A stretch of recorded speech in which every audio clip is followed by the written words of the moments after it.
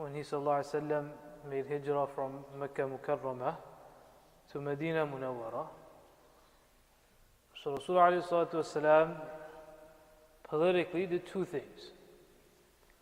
Since this is political season, so you should see the siyasa, the politics of Rasul sallallahu alaihi wasallam as well.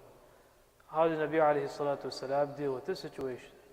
Because Nabi alayhi salam's situation was also a political situation, that they were migrated, forced to migrate from Mecca Mukarramah, seeking asylum, running away from oppressors.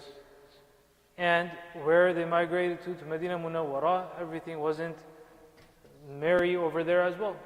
There were also foes over there who were ready to disrupt the peace, to make their living difficult, etc. So two things Nabi alayhi salatu wasalam did. The first was that amongst the Muslimun, those that invited the rest of the Muhajirun to come over, between the Muhajirun and Ansar, Nabi alayhi salatu wasalam did what we know as mu'akha, pairing Sahaba together in brotherhood. So the first thing Nabi alayhi salatu wasalam did was establish the Muslim community within. There's absolutely no chance of surviving politically or in any other way if the ummah is split. If Muslims don't speak to one another, don't say salam to one another, hence the hadith of Afshu salam, at'imu ta'am, silul raham. Why did Nabi ﷺ say all of this? The first advice is when he comes to Medina Munawwara, to establish the unity, ittihad of the ummah. That if we are to even stand against this force, this enemy, which is far larger, has far more capability and capacity than us, then we need to be on the same page, and our hearts must be united.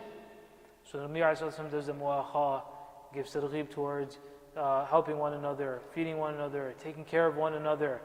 All of these hadith and sunnah of bringing unity in the ummah, all of that is that. So that's for the Muslim community itself. Then with the non-Muslim residents of the area, who are mainly the Yahud, the Jews, Nabi ﷺ makes a pact. A pact with them, in Arabic they refer to as mu'ahada. This pact, and what was mentioned in this pact, and ulama of history have it, whether it be in Tabaqat ibn Sa'ad or Sirah ibn Hisham, etc. This entire pact of what was written and what was drawn up and what did they agree upon is there.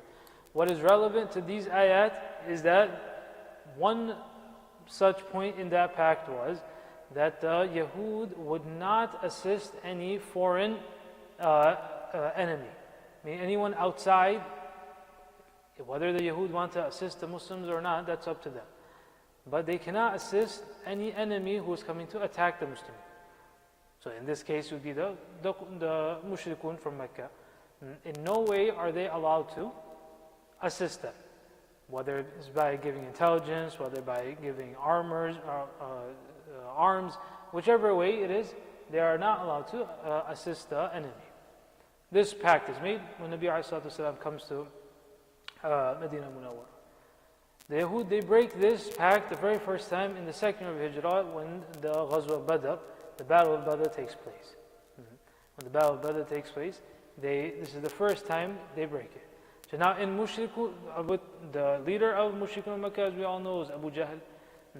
Over here in Medina, Ka'b ibn al-Ashraf was one of the leaders of the Yahud of Medina, who was very instrumental in breaking this covenant the first time. So Allah subhanahu wa ta'ala gives victory to the Muslimun in Badr. The Yahud are astonished when they see that this is what happened, that despite us breaking the terms, etc., now they came out victorious and triumphant. Now what do? So now they said that it's best that we approach Muhammad himself, directly ourselves we call, without making up anything, and say that we made a mistake. If you can pardon us the first time, we won't repeat this, and to renew this covenant in this mu'ahda. Nabi ﷺ, showing his hilm and his sabr, he agrees to this and does think that it's best for the community at this point that we try to maintain these type of relationships with our neighbors as well. Third year of Hijrah comes, again in Uhud, they break the covenant. So now over here, now the ayat are revealed. إن شر الدواب عند الله الذين كفروا فهم لا يؤمنون الذين عاهدت منهم ثم ينقضون عهدهم في كل مرة وهم لا يتقون. That the worst of people, the worst of creatures, in fact, شر الدواب, not even just humans. The worst of creatures عند Allah are those kuffar who firstly have no real sense of iman in them, and their quality is such that they make covenants and then they continuously break it again and again. فَهُمْ لَا يَتَّقُونَ. On top of it, they have absolutely no taqwa of Allah subhanahu. Now, we're reading this as Muslimun, صح? The reality was that Yahud Medina, as the Quran Kareem itself in places attest, that they knew the truth of Rasul Sallallahu Alaihi Wasallam and the truth of the finality of Nabi Sallallahu Alaihi Wasallam, and hence the Quran came, etc. Imagine what goes through that Yahudi's mind at that time when he hears these ayat. إِنَّ شَرَّ الدَّوَابِ عِنْدَ اللَّهِ. Why? Because their claim was what? That we are the mahbub of Allah. We are the most beloved. That we can't go to Jannah. It's not possible. We can never go to Jannah. It's not for us. If the whole world can go, we won't go.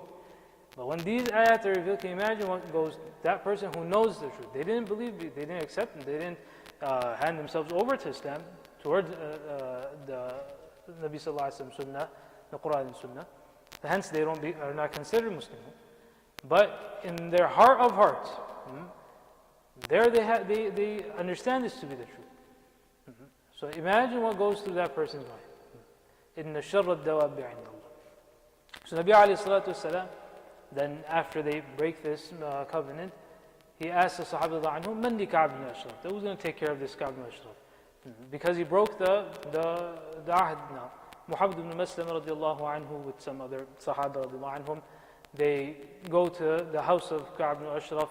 Now because they had ties before, so they go to him and he thinks that they're still, so to say, on his side. They speak to him, they make it as if they are on his side. They make an agreement with him that the next day they'll come, they're borrowing, they're coming to borrow some wheat from him, and they'll leave their weaponry by him as collateral. It's a long story in Abu Dawood, etc., the hadith that comes. When they finally go to his house the next day with their weapons, he comes out, and he was a very mutakabbir, arrogant person. So customarily, what they used to do, they used to put itar, they used to put tib, they call it tib, perfume, on their hair. They would split their hair, and then in the middle, in Urdu you call it mang. On their head, they would apply perfume. So when he comes out, Muhammad Muslim, and they say, "Oh, subhanAllah, something smells very beautiful." So he says, it's me, it's coming from me. He says, "Indi atyabu nisa al-Arab." That I have the best itar maker lady by me, my wife is the best, she makes this. So they say, Nashum, can we smell your head? This is all in their custom. This is all normal in their custom to show honor to someone. This is all politically being done. How Rasul Sallallahu Anhum, they weren't just people who only knew how to perform salah and that's it. Very intelligent people. When it came time to engage with the enemy in this way, they were also very ready about this. So he said, "Of course, let me smell it." So he puts his hand to his head, he smells it one time. Then he says, "A'ud, one more time, can I smell?" So he says, "Sure." So he puts his hand and then he holds onto his head. He tells his sahib that now strike his head. So in that way, they take care of Ka'b ibn Ashraf, who was causing all these problems, and they rid of him and his fitna. After that, the ahkam of removing and the Yahud from Medina slowly took place in the 4th year and thereafter, moving forward. So Allah subhanahu wa ta'ala gave hidayah to Nabi alayhi salatu wasalam to deal with such enemies in the area. And they had agreed. Muahada, convention, peace, all the treaties were made. But because those treaties were broken time after another, then the ahkam and the laws were revealed that these people should be removed to remove their hostility and their fitna from the area. Make dua that Allah Ta'ala gives us the understanding of the Quran.